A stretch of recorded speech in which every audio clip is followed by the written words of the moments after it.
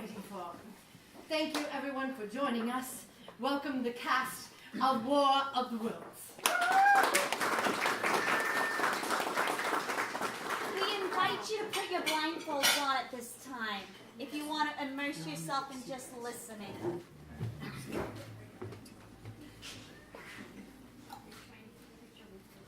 The Columbia Broadcasting System and its affiliated stations presents Orson Welles in the Mercury Theatre on the air in The War of the Worlds by H.G. Wells.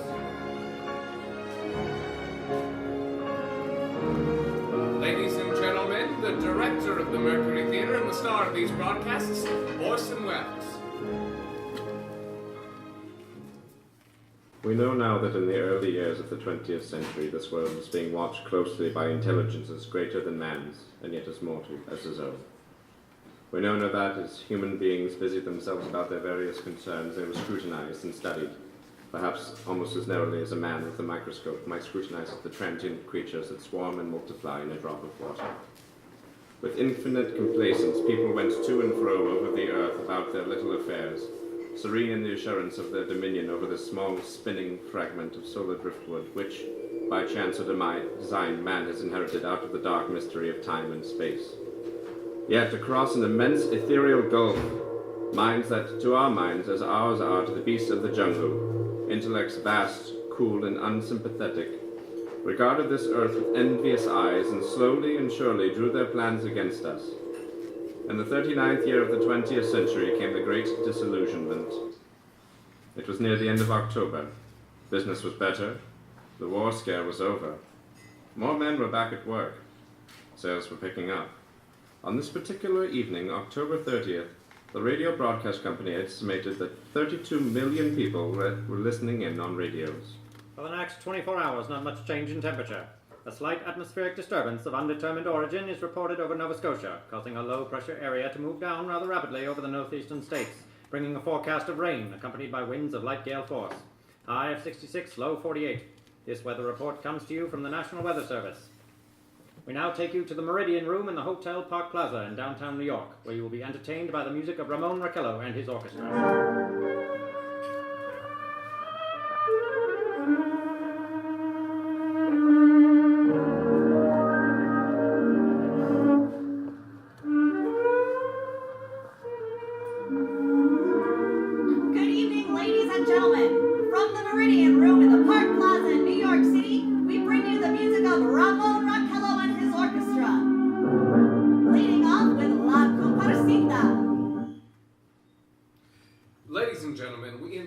Program of dance music to bring you a special bulletin from the Intercontinental Radio News.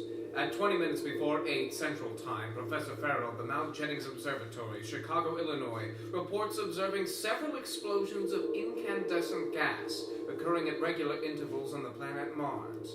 The spectroscope indicates the gas to be hydrogen and moving towards the Earth with enormous velocity.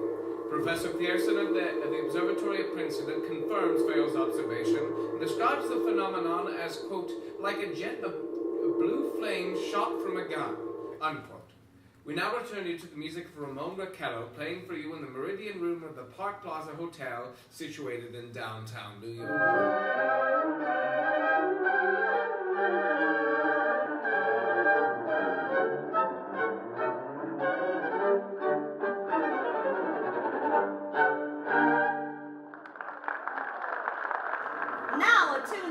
Loses favor, the ever-popular Stardust, Ramon Raquello and his orchestra.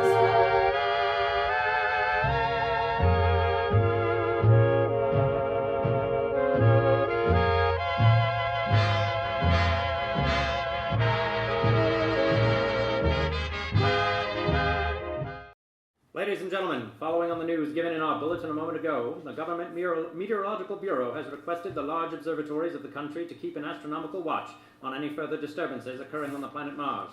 Due to the unusual nature of this occurrence, we have arranged an interview with noted astrophysicist Professor Pearson, who will give us his views on the event. In a few moments, we will take you to the Princeton Observatory at Princeton, New Jersey. We return you until then to the music of Ramon Raquello and his orchestra.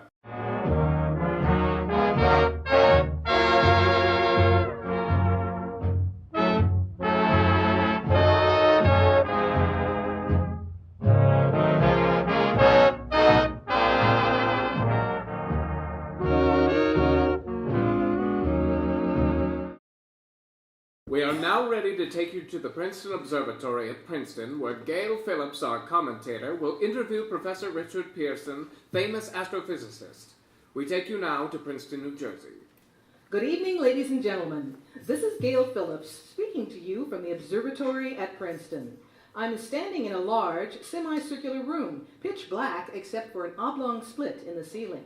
Through the opening, I can see a sprinkling of stars that cast a kind of frosty glow over the intricate mechanism of this huge telescope. The ticking sound you hear is the vibration of the clockwork. Professor Richard Pearson stands directly above me on a small platform, peering through a giant lens. I ask you to be patient, ladies and gentlemen, during any delay that may arise during our interview. Besides his ceaseless watch of the heavens, Professor Pearson may be interrupted by telephone or other communications. During this period, he is in constant touch with the astronomical centers of the world. Professor, may I begin our questions? At any time, Miss Phillips. Professor, will you please tell our radio audience exactly what you see as you observe the planet Mars through your telescope? Nothing unusual at the moment, Miss Phillips. A red disk swimming in a blue sea. Transverse stripes across the disk. Quite distinct now because Mars happens to be at the point nearest the Earth, in opposition, as we call it. In your opinion, what do those transverse stripes signify, Professor Pearson? Not canals, I can assure you, Miss Phillips, although that's the popular conjecture of those who imagine Mars to be inhabited. From a scientific viewpoint, the stripes are merely the result of atmospheric conditions peculiar to the planet.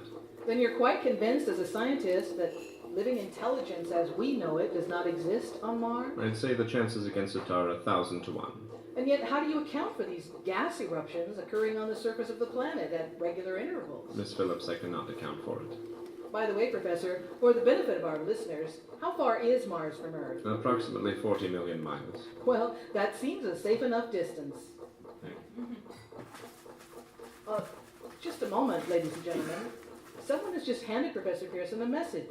While he reads it, let me remind you that we are speaking to you from the observatory in Princeton, New Jersey, where we are interviewing the world-famous astrophysicist, Professor Richard Pearson. One moment, please. Professor Pearson has passed me a message which he has just received. Professor, may I read the message to the listening audience? Certainly, Miss Phillips. Ladies and gentlemen, I shall read you a wire addressed to Professor Pearson from Dr. Gray at the National History Museum, New York. Quote, 9:15 p.m. Eastern Standard Time. Seismograph registered shock of almost earthquake intensity occurring within a radius of 20 miles of Princeton. Please investigate. Signed, Lloyd Gray, Chief of Astronomical Division, unquote. Professor Pearson, could this occurrence possibly have something to do with the disturbances observed on the planet Mars? Hardly, Miss Phillips. This is probably a meteorite of unusual size, and its arrival at this particular time is merely a coincidence. However, we shall conduct a search as soon as daylight permits. Thank you, Professor. Ladies and gentlemen, for the past 10 minutes, we've been speaking to you from the observatory at Princeton, bringing you a special interview with Professor Richard Pearson, noted astrophysicist. This is Gail Phillips speaking. We are returning you now to our New York studio.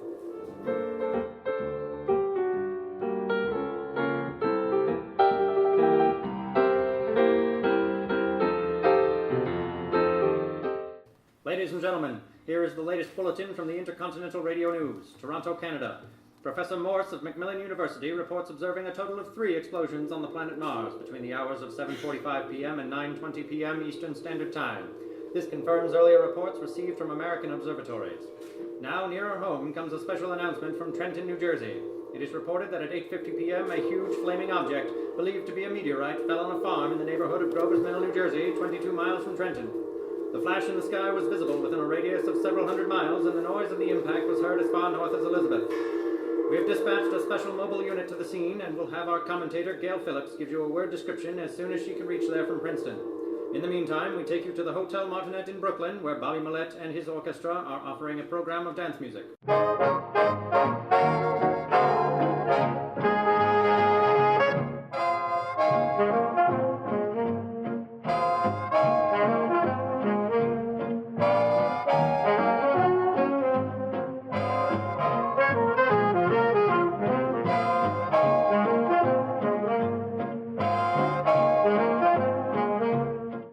We we take you now to Grover's Mill, New Jersey.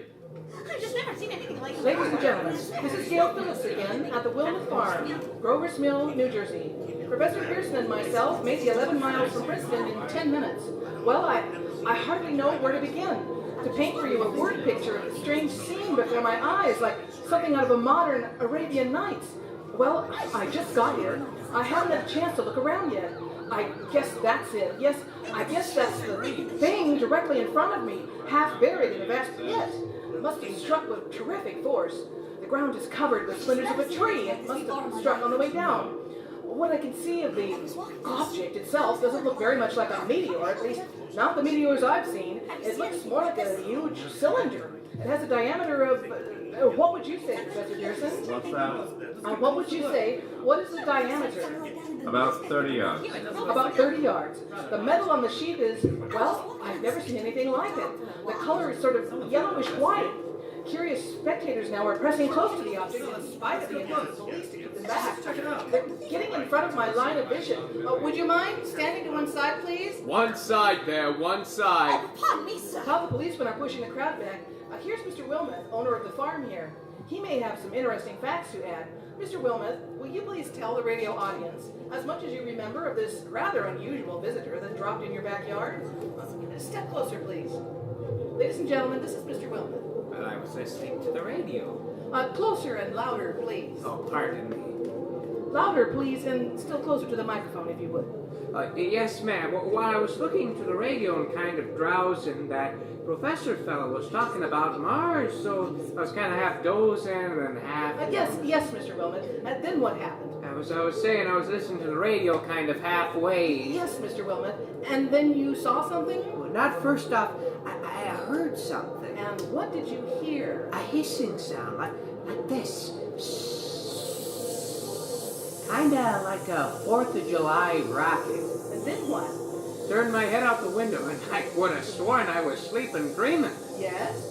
I seen kind of a greenish streak and then single! Someone smacked to the ground, knocked me clear out of my chair. Well, were you frightened, Mr. Wilmot? Well, I ain't quite sure. I reckon I was kind of frightened. Thank you, Mr. Wilmot. Thank you. Want me to tell you some more? No, that's quite all right. That's plenty. Ladies and gentlemen, you've just heard Mr. Wilmot, owner of the farm where this thing has fallen.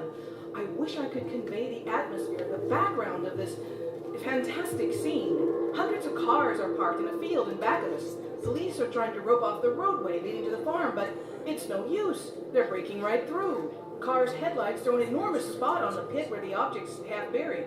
Some of the more daring souls are now venturing near the edge. Their silhouettes stand out against the metal sheen. One man wants to touch the thing. He's having an argument with the policeman. The policeman wins. Now, ladies and gentlemen, there's something I haven't mentioned in all this excitement, but now it's becoming more distinct. Perhaps you caught it already on your radio. Listen. Do you hear it? It's a curious humming sound that seems to come from inside the object. Here, I'll move the microphone nearer. Now, we're not more than 25 feet away. Can you hear it now? Oh, Professor Pearson? Yes, Miss Phillips. Can you tell us the meaning of that scraping noise inside the thing? Possibly the unequal cooling of its surface. I see. Do you still think it's a meteor, Professor? I don't know what to think. The metal casing is definitely extraterrestrial, not found on this Earth. Friction with the Earth's atmosphere usually tears holes in the meteorite. This thing is smooth and, as you can see, of cylindrical shape. Oh, just a minute. Something's happening. Ladies and gentlemen, this is terrific. The end of this thing is beginning to flake off. The top is beginning to rotate like a screw. The thing must be hollow. The darn thing's unscrewing. Keep back there! Keep back, I tell you! Maybe there's men there trying to escape. It's right out, they'll burn to a cinder. Keep back there! Keep those idiots back! She's off. Touch loose! Stand Look back! out there! Ladies and gentlemen, this is the most terrifying thing I've ever witnessed. Wait a minute. Someone's crawling out of the hollow top. Someone or something. I can see peering out of that black hole, too. Luminous discs, are they eyes? It might be a face. It might be... Oh, Good it's disgusting! It's can't be returned. Now, it's another one. And another one. It looks like tentacles. There. I can see it. It's large. Large as a bear. Oh, But that face, ladies and gentlemen, it's indescribable. I can hardly force myself to keep looking at it. Eyes are black and clean like silk. The mouth is V-shaped with saliva slipping from its formless lips. It's quivering, pulsing.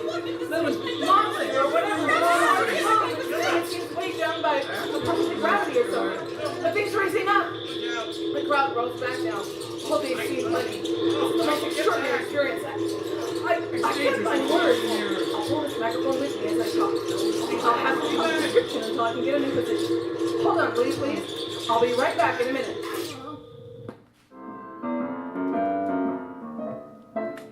We are bringing you an eyewitness account of what's happening on the Wilmouth Farm, Grover's Mill, New Jersey.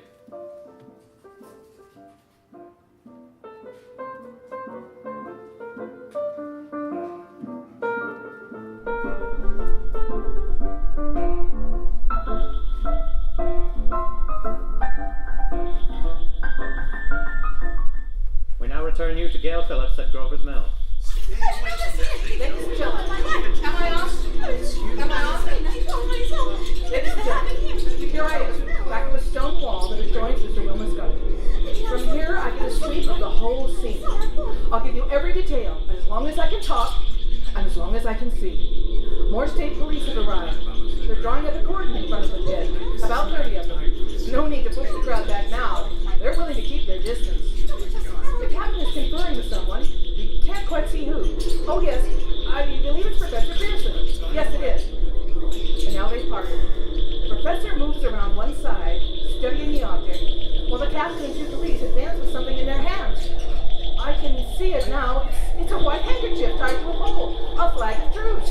If those creatures know what that means, what anything means. Wait, something's happening. A humped shape is rising out of the pit. I can make out a small beam of light against the mirror. What is that? What is that?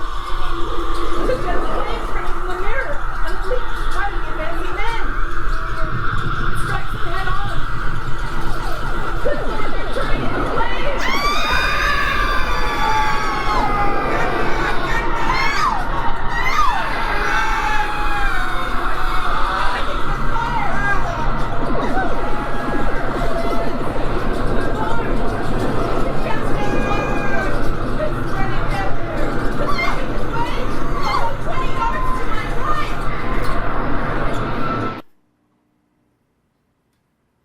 Ladies and gentlemen, due to circumstances beyond our control, we are unable to continue the broadcast from Grover's Mill.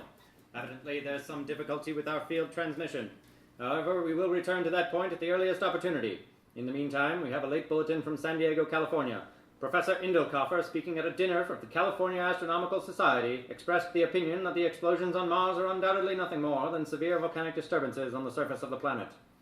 We now continue with our piano interlude.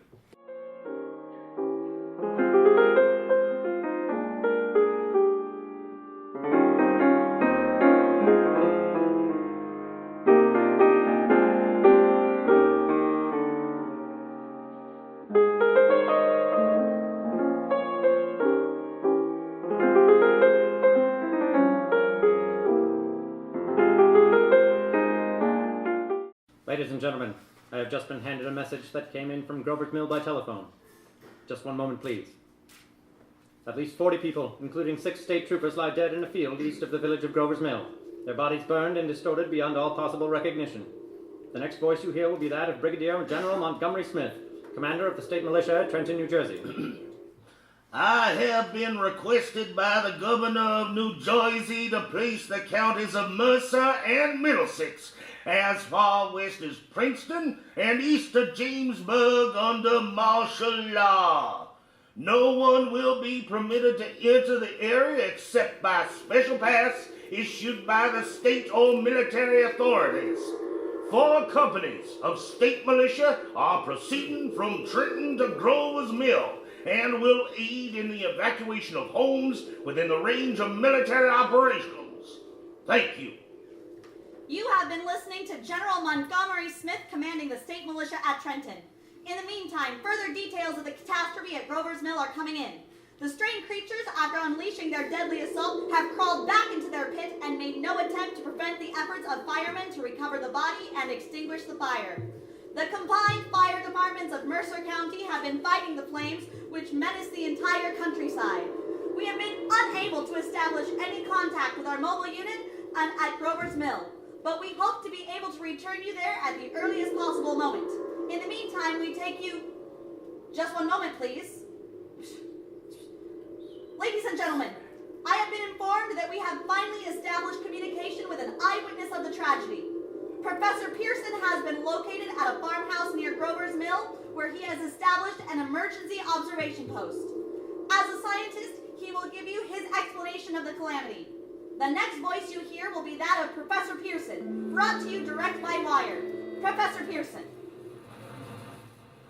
Of the creatures in the rocket cylinder at Grover's Mill, I can give you no authoritative information as to their nature, their origin, or their purposes here on Earth. Of their destructive instrument, I might venture some conjectural explanation. For want of a better term, I shall refer to the mysterious weapon as a heat ray. It's all too evident that these creatures have scientific knowledge far in advance of our own. It is my guess that in some way they're able to generate an intense heat in a chamber of practically absolute non-conductivity. This intense heat they project in a parallel beam against any object they choose by means of a polished parabolic mirror of unknown composition, much as a mirror of a lighthouse projects the beam of light. That is my conjecture of the origin of the heat ray. Thank you, Professor Pearson. Ladies and gentlemen, here is a bulletin from Trenton. It is a brief statement informing us that the charred body of Gail Phillips has been identified in a Trenton hospital. Now here is another bulletin from Washington, D.C.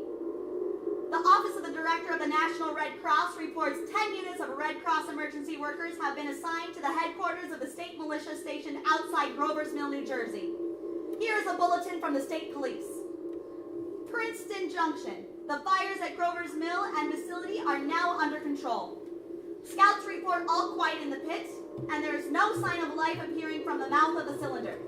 Now, ladies and gentlemen, we have a special statement from Mr. Harry McDonald, Vice President in charge of operations. We've received a request from the militia at Trenton to place at their disposal our entire broadcasting facilities. In the view of the gravity of the situation and believing that radio has a responsibility to serve in the public interest at all times, we are turning over our facilities to the state militia at Trenton. We now take you to the field headquarters of the state militia near Grover's Mill, New Jersey. This is Captain Lansing of the Signal Corps, attached to the state militia now engaged in the military operations in the vicinity of Grover's Mill. Situation arising from the reported presence of certain individuals of unidentified nature is now under complete control.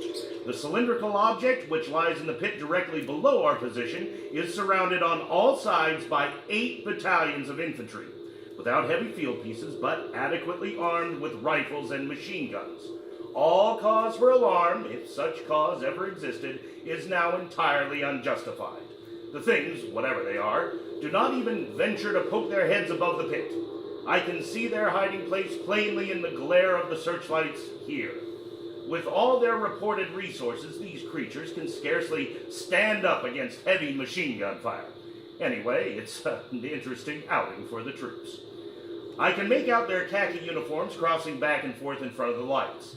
It looks almost like a real war. There appears to be some slight smoke in the woods bordering the Millstone River, probably fire started by campers. Well, we ought to see some action soon. One of the companies is deploying on the left flank. A quick thrust and it'll all be over. Now, wait a minute. I see something on top of the cylinder. No, it's nothing. It's just a shadow. Now the troops are on the edge of the Wilmot farm. 7,000 armed men closing in on some old metal tube. Wait, that wasn't a shadow. It's something moving. Solid metal, some kind of shield-like affair rising up out of the cylinder. It's going higher and higher. Why, it's standing on legs! Actually rearing up on some sort of metal framework. Now it's reaching above the trees of the searchlight fountain. Hold on!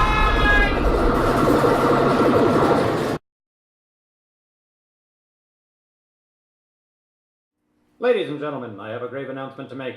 Incredible as it may seem, both the observations of science and the evidence of our eyes lead to the inescapable assumption that those strange beings who landed in the Jersey farmlands tonight are the vanguard of an invading army from the planet Mars. The battle which took place tonight at Grover's Mill has ended in one of the most startling defeats ever suffered by any army in modern times. 7,000 men armed with rifles and machine guns pitted against a single fighting machine of the invaders from Mars. 120 known survivors. The rest strewn over the battle area from Grover's Mill to Plainsboro, crushed and trampled to death under the metal feet of the monster, or burned to cinders by its heat ray. The monster is now in control of the middle section of New Jersey and has effectively cut the state through its center. Communication lines are down from Pennsylvania to the Atlantic Ocean. Railroad tracks are torn and service from New York to Philadelphia discontinued, except routing some of the trains through Allentown and Phoenixville. Highways to the north, south, and west are clogged with frantic human traffic. Police and Army reserves are unable to control the mad flight. By morning, the fugitives will have swelled Philadelphia, Camden, and Trenton to twice their normal population. Martial law prevails throughout New Jersey and eastern Pennsylvania. At this time, we take you now to Washington for a special broadcast on the national emergency. The Secretary of the Interior. Citizens of the nation, I shall not try to conceal the gravity of the situation that confronts the country, nor the concern of your government in protecting the lives and property of its people. However, I wish to impress upon you, private citizens and public officials, all of you, the urgent need of calm and resourceful action. Fortunately, this formidable enemy is still confined to a comparatively small area, and we may place our faith in the military forces to keep them there. In the meantime, placing our faith in God, we must continue the performance of our duties, each and every one of us, so that we may confront this destructive adversary with a nation united, courageous, and consecrated to the preservation of human supremacy on this earth. I thank you. You have just heard the Secretary of the Interior speaking from Washington. Bulletins too numerous to read are piling up in the studio here. We are informed the central portion of New Jersey is blacked out from radio communication due to the effect of the heat ray upon power lines and electrical equipment. Here is a special bulletin from New York. We are receiving cables from English, French, German scientific bodies offering assistance. Astrophysicists are reporting continued gas outbursts at regular intervals on planet Mars. Majority voice opinion that enemy will be reinforced by additional rocket machines. There have been several attempts made to locate Professor Pearson of Princeton, who observed Martians at close range. It is feared he was lost in recent battle. Langhamfield, Virginia. Scouting planes report 3 Martian machines visible above treetops, moving north towards Somerville with population fleeing ahead of them. The heat ray, not in use, although advancing at express train speeds, invaders pick their way carefully. They seem to be making a concerted effort to avoid destruction of cities and countryside. However, they stop to uproot power lines, bridges, and railroad tracks. Their apparent objective is to crush resistance, paralyze communication, and disorganize human society. We've just received a bulletin from Basking Ridge, New Jersey. Coon hunters have stumbled on a second cylinder similar to the first, embedded in the Great Swamp 20 miles south of Morriston. Army field pieces are proceeding from Newark to blow up second invading unit before cylinder can be opened and the fighting machine rigged. They are taking up position in the foothills of the Watchung Mountains. Another bulletin in from Langhamfield, Virginia. Scouting planes report enemy machines, now 3 in number, increasing speed northward, kicking over houses and trees in their evident haste to form a junction with their allies south of Morristown. Machines are also sighted by telephone operator east of Middlesex within 10 miles of Plainfield. Here's a bulletin from Winstonfield, Long Island. A fleet of Army bombers carrying heavy explosives flying north in pursuit of the enemy. Scouting planes act as guides. They keep speeding enemy in sight. Just a moment, please, ladies and gentlemen. We've run special wires to the artillery line in adjacent villages to give you direct reports on the zone of the advancing enemy. First, we take you to the battery of the 22nd Field Artillery located in the Washington Mountains. Range 32 meters. 32 meters. Projection 39 degrees. 39 degrees. Fire!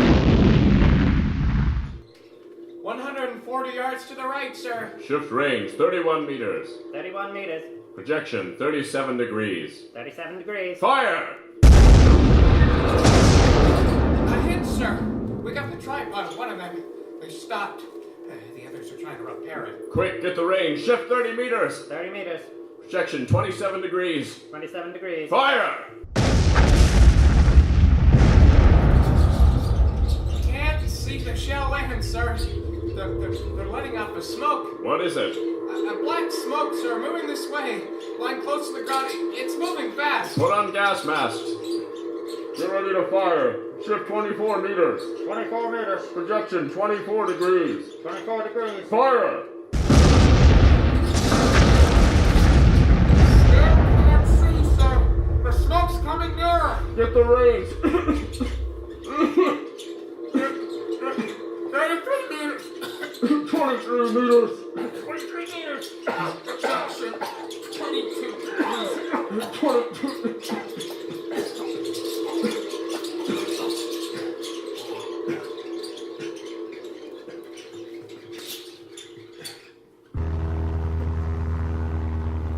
Army bombing plane V-843 off Bayonne, New Jersey. Lieutenant Vogt, commanding 8 bombers, reporting to Commander Fairfax, Langham Field.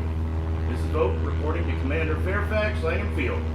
Enemy tripod machine now inside. Reinforced by 3 machines from Morristown Cylinder. 6 altogether. 1 machine partially crippled. Believed hit by a shell from the Army gun in Washington Mountains. Guns now appear silent. Heavy black fog hanging over close to the earth. Of extreme density, nature unknown. No sign of heat ray. Enemy now turns east, crossing Passaic River to New Jersey marshes. Another straddles the Pulaski Skyway. Evident objective is New York City. They're pushing down a high-tension power station. Machines are close together now, and we're ready to attack. Plane circling, ready to strike. 1,000 yards, and we'll be over the first. 800 yards. 600 yards. 400 yards.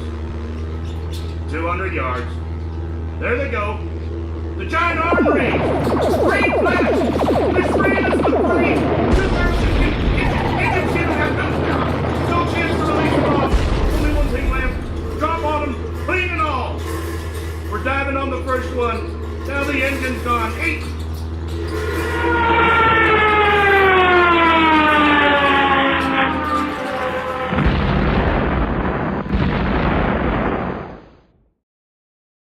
This is Bayonne, New Jersey, calling Langham Field. This is Bayonne, New Jersey, calling Langham Field. Come in, please. This is Langham Field. Go ahead. 8 Army bombers in engagement with enemy tripod. Machines over Jersey Flats. Engines incapacitated by heat ray. All crashed. 1 enemy machine destroyed. This is Newark, New Jersey. This is Newark, New Jersey. Warning. Poisonous black smoke pouring in from Jersey marshes. Reaches South Street. Gas masks useless. Urge population to move into open spaces. Automobiles use routes 7, 23, 24. Avoid congested areas. Smoke now spreading over Raymond Boulevard. 2X2L calling CQ. 2X2L calling CQ. 2X2L calling CQ. 8X3R, come in please. This is 8X3R coming back at 2X2L. How's reception? Jay, please. Where are you? 8X3R, what's the matter? Where are you?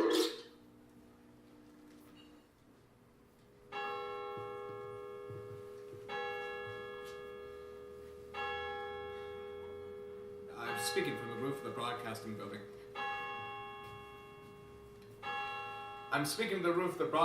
building. New York City. The bells you hear are ringing to warn the people to evacuate the city as the Martians approach.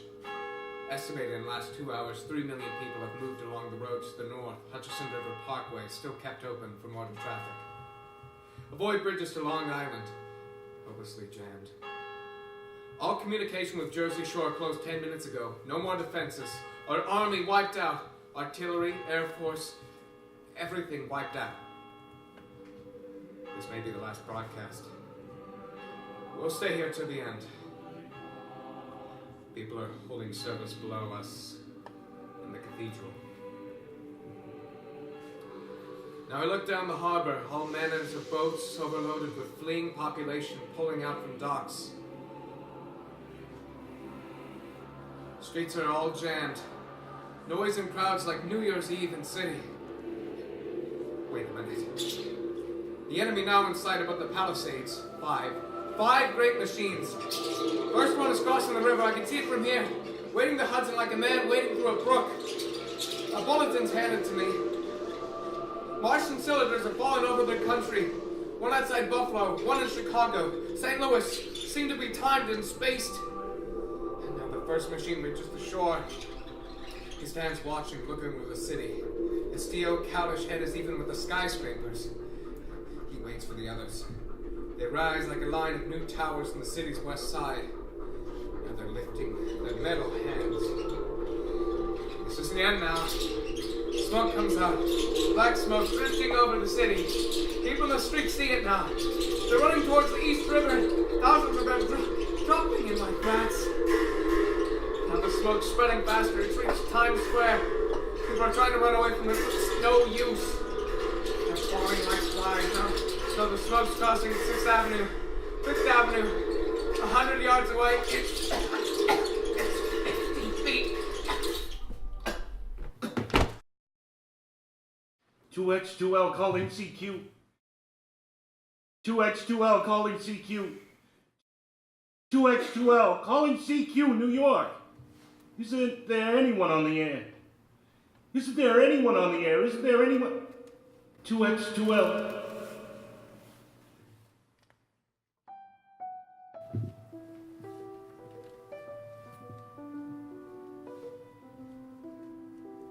As I set down these notes on paper, I'm obsessed by the thought that I might be the last living man on Earth. I've been hiding in this empty house near Grover's Mill, a small island of daylight cut off by the black smoke from the rest of the world. All that happened before the arrival of these monstrous creatures in the world now seems part of another life. A life that has no continuity with the present furtive existence of a lonely derelict who pencils these words on the back of some astronomical notes bearing the signature of Richard Pearson. I look down at my blackened hands, my torn shoes, my tattered clothes, and I try to connect them with the professor who lives at Princeton and who on the night of October 20th glimpsed through his telescope an orange splash of light on a distant planet. My wife, my colleagues, my students, my books, my observatory,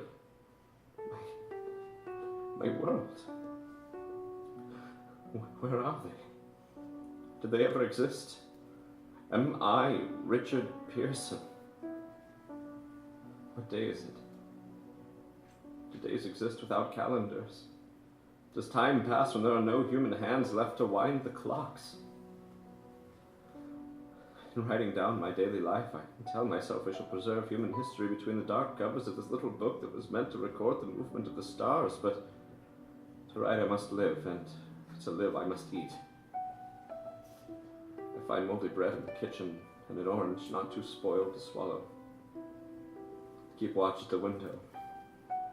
From time to time I catch sight of a Martian above the black smoke.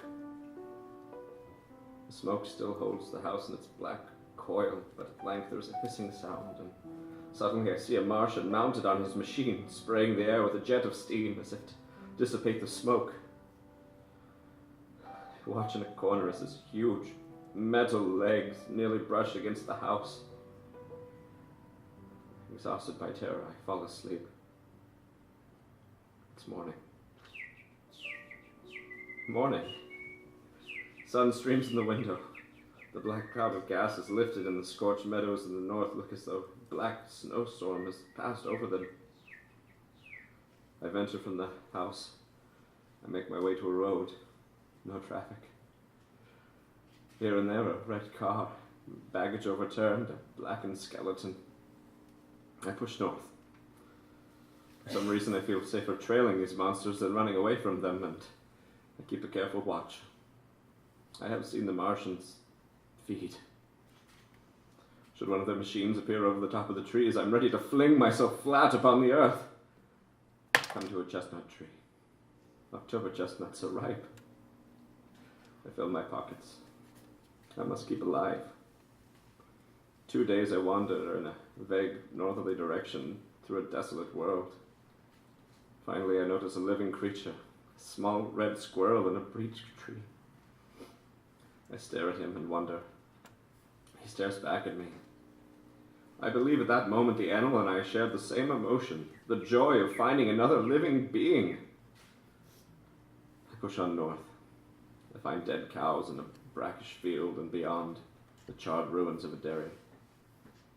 The silo remains standing guard over the wasteland like a lighthouse deserted by the sea.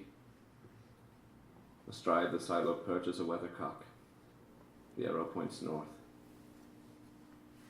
The next day I come to a city vaguely familiar with its contours, yet its buildings strangely dwarfed and leveled off, as if a giant had sliced off its highest towers with a capricious sweep of its hand. I reach the outskirts. I found Newark. Newark. Undemolished, but humbled by some whim of the advancing Martians. Presently, with odd feeling of being watched, I caught sight of something crouching in a doorway. I made a step towards it, and it rose up and became a man. A man armed with a large knife. Stop!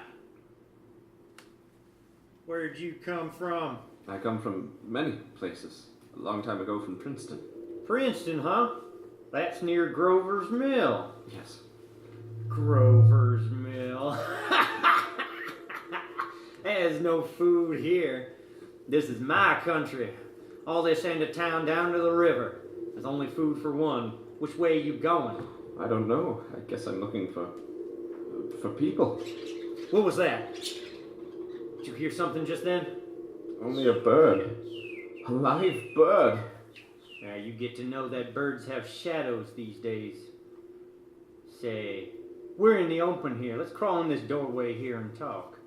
Have you seen any Martians? Nah, they've gone over to New York. At night the sky is alive with their lights. Just as if people were still living in it. Not by daylight, you can't see them. 5 days ago, a couple of them carried something big across the flats from the airport. I think they're learning how to fly. Fly? Yeah, fly. And then it's all over with humanity. Stranger, there's still you and I. The two of us left. Yeah, they got themselves in solid. They wrecked the greatest country in the world. Those green stars, they're probably falling somewhere every night. They've only lost one machine. There isn't anything to do. We're done. We're licked. Where were you? You're in a uniform. Yeah, what's left of it. I was in the militia, or National Guard. That's good. There wasn't any more war anymore than there's war between men and ants. And we're eatable ants. I found that out. What will they do to us? Oh, I thought that all out. Right now we're caught as we're wanted. You know, a Martian only's got to go a few miles to get a crowd on the run. They won't keep doing that, though. They'll begin catching us all systematic-like, keeping the best and storing us in cages and things. They haven't even begun on us yet. Not begun? Not begun! And that's happened so far is because we don't have sense enough to keep quiet, bothering them with guns and such stuff and losing our heads and rushing off in crowds. Now, instead of our rushing around blind, we gotta fix ourselves up. Fix ourselves up according to the way things are now. Cities, nations, civilization, progress. But if that's so, then what is there to live for? Well, there won't be any more concerts for 1,000,000 years or so, and no nice little dinners at restaurants. If it's amusement you're after, I guess the game's up. And what is there left? Life. That's what. I want to live. Yeah, so do you. We're not going to go be exterminated. And I don't mean to be caught neither. And tamed and fattened and bred like an ox. What are you going to do? I'm going on. Right under their feet. I got a plan. We men as men are finished. We don't know enough. We got to learn plenty before we got a chance. And we got to live and keep free while we learn, see? I thought it all out, see? Tell me the rest. Well, it isn't all of us that were made for wild beasts, and that's what it's got to be. That's why I watched you. All these little office workers that used to live in these houses, they'd be no good. They haven't any stuff to them. They just used to run off to work. I seen hundreds of them running wild to catch their commuter train in the morning for fear they'd get canned if they didn't. Running back at night afraid they won't be in time for dinner. Lives insured and a little invested in case of accidents. And on Sundays, worried about the hereafter. The Martians will be a godsend for those guys. Nice roomy cages, good food, careful breeding, no worries. After a week or so, chasing about the fields on empty stomachs, they'll come and be glad to be caught. You've thought it all out, haven't you? Oh, sure, you bet I have. And that isn't all. These Martians will make pets of some of them. Train them to do tricks. Who knows? Get sentimental over the pet boy who grew up and had to be killed. Yeah, and some, maybe, they'll train to hunt us. No, that's impossible. No human being. Oh, yes, they will. There's men who'll do it gladly. If one of them ever comes after me, why... In the meantime, you and I and others like us, where are we to live when the Martians own the Earth? Oh, got it all figured out. We'll live underground. I've been thinking about the sewers. Under New York, miles and miles of them. The main ones are big enough for anybody. Then there's cellars, vaults, underground storerooms, railway tunnels, subways. You begin to see, eh? And we'll get a bunch of strong men together. No weak ones. That rubbish out. And you meant me to go. Well, I gave you a chance, didn't I? We won't quarrel about that. Go on. And we gotta make safe places for us to stay in, see? And get all the books we can. Science books. That's where men like you come in, see? Or we'll raid the museums. We'll even spy on the Martians. May not be so much we have to learn before. Just imagine this. 4 or 5 of their own fighting machines suddenly start off. Heat rays right and left, and not a Martian in them. Not a Martian in them, but men. Men who have learned the way how. It may even be in our time. Gee, imagine having one of them lovely things with its heat ray wide and free. We turn it on Martians. We turn it on men. We bring everybody down to their knees. That's your plan. You and me and a few more of us, we'd own the world. I see. Say, what's the matter? Where are you going? Not to your world. Goodbye, stranger. After parting with the artillerymen, I came at last to Holland Tunnel. I entered that silent tube, anxious to know the fate of the great city on the other side of the Hudson. Cautiously, I came out of the tunnel and made my way up to Canal Street. I reached 14th Street, and there again were black powder and several bodies, and an evil, ominous smell from the gratings of the cellars of some of the houses. I wandered up through the 30s and 40s. I stood alone in Times Square. I caught sight of a lean dog running down 7th Avenue with a piece of dark brown meat in his jaws and a pack of starving mongrels at his heels. He made a wide circle around me, as though he feared I might prove a fresh competitor. I walked up Broadway in the direction of that strange powder, past silent shop windows displaying their mute wares to empty sidewalks, past the Capitol Theater, silent, dark, past a shooting gallery where a row of empty guns faced an arrested line of wooden ducks. Near Columbus Circle, I noticed models of 1939 motor cars in the showrooms facing empty streets. Over the top of the General Motors building, I watched a flock of black birds circling in the sky. I hurried on. Suddenly I caught sight of a hood of a Martian machine standing somewhere in Central Park, gleaming in the late afternoon sun. An insane idea! I rushed recklessly across Columbus Circle and into the park. I climbed a small hill above the pond at 60th Street.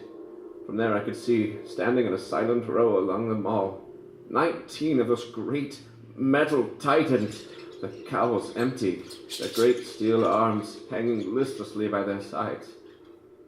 I looked in vain for the monsters that inhabit those machines. Suddenly my eyes were attracted to the immense flock of black birds that hovered directly below me. They circled to the ground, and there before my eyes, stark and silent, lay the Martians, with the hungry birds pecking and tearing brown shreds of flesh from their dead bodies. Later, when their bodies were examined in the laboratories, it was found they were killed by the putrefactive and diseased bacteria against which their systems were unprepared. Slain, after all man's defenses had failed, by the humblest thing that God in his wisdom put upon this earth. Before the cylinder fell, there was a general persuasion that through all the deep of space no life existed beyond the petty surface of our minute sphere. Now we see further. Dim and wonderful is the vision I have conjured in my mind of life spreading slowly from this little seedbed of the solar system throughout the inanimate vastness of sidereal space. But that is a remote dream. It may be that the destruction of the Martians is only a reprieve to them and not to us. The future ordained, perhaps. Strange it now seems to sit in my peaceful study at Princeton, writing down this last chapter of the records begun at the deserted farm in Grover's Mill. Strange to watch the children playing in the streets. Strange to see young people strolling in the green where the new spring grass heals the last black scars of a bruised earth. Strange to watch the sightseers enter the museum where the dissembled parts of the Martian machine are kept on public view. Strange when I recall the time when I first saw it, bright and clean cut, hard and silent, under the dawn of that last great day.